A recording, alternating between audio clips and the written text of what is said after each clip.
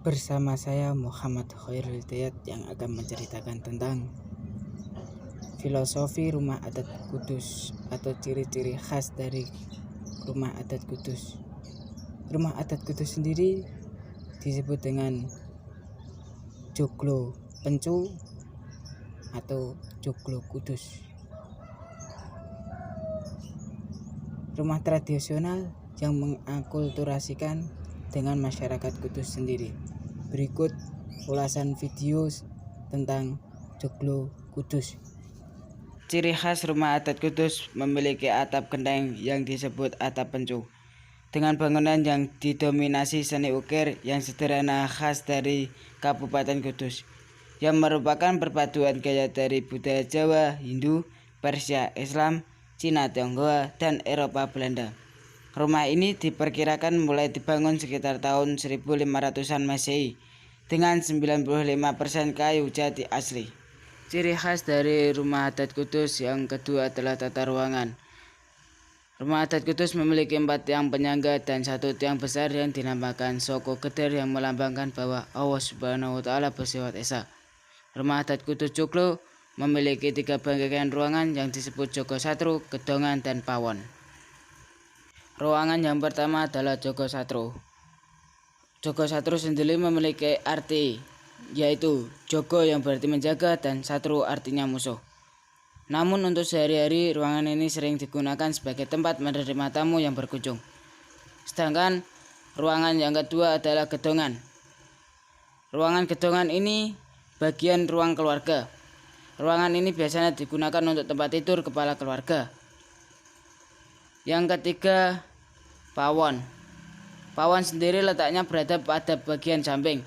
Biasa digunakan untuk masak, belajar, dan melihat televisi. Untuk halaman depan rumah terdapat sumur pada sebelah kiri yang dinamakan Pakiwon.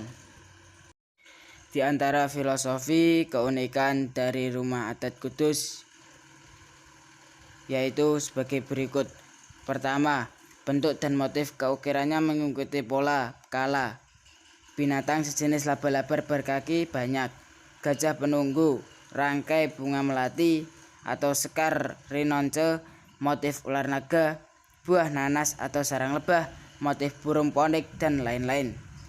Yang kedua, tata ruang rumah adat yang memiliki Jogo Satru atau ruang tamu dengan Soko Gedernya atau tiang tunggal sebagai simbol bahwa Allah Subhanahu wa Ta'ala bersifat esa atau tunggal.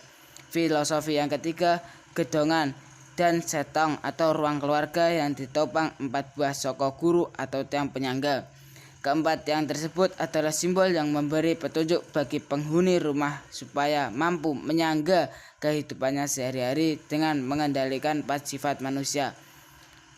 Sifat manusia tersebut antara lain amarah, lawamah, sofiyah, dan mutmainnah. Filosofi yang keempat, Pawon atau dapur di bagian paling belakang bangunan rumah. Filosofi yang kelima, Pakiwan atau kamar mandi. Pakiwan ini sebagai simbol agar manusia selalu membersihkan diri baik fisik maupun rohaninya. Filosofi yang keempat, tanaman di sekeliling Pakiwan, antara lain pohon belimbing yang melambangkan 5 rukun Islam, pandan wangi sebagai simbol rezeki yang harum atau halal dan baik, bunga melati yang melambangkan keharuman perilaku yang baik dan budi pekerti luhur serta kesucian.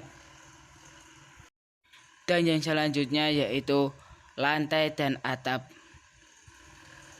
Dijelaskan bahwasanya lantai di rumah adat Kudus memiliki beberapa macam dan atapnya juga memiliki beberapa macam. Sekian cerita dari sebuah filosofi rumah adat Kudus. Dan pada intinya sekarang sudah jarang kita menemukan sebuah rumah adat Kudus di Kabupaten Kudus, dikarenakan sulitnya seseorang mencari informasi tentang rumah adat Kudus sendiri. Sekian dari saya. Apabila ada kesalahan, tolong dimaafkan karena saya baru belajar mencari sejarah tentang rumah adat Kudus sendiri. Terima kasih.